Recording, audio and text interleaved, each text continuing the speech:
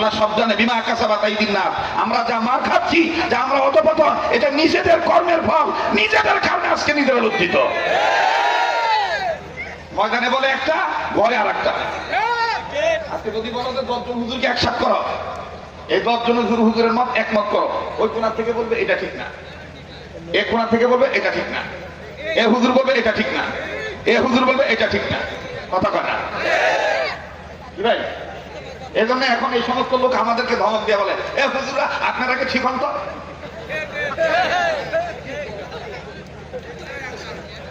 একবারে মুখের উপরে বলে, আপনারা হুজুররা যদি ঠিক থাকতেন, আমি দল যেটা করি করি, এদেলার হোসেন সাইদিকে এতদিন কারাগারে কেউ রাখতে পারতো না।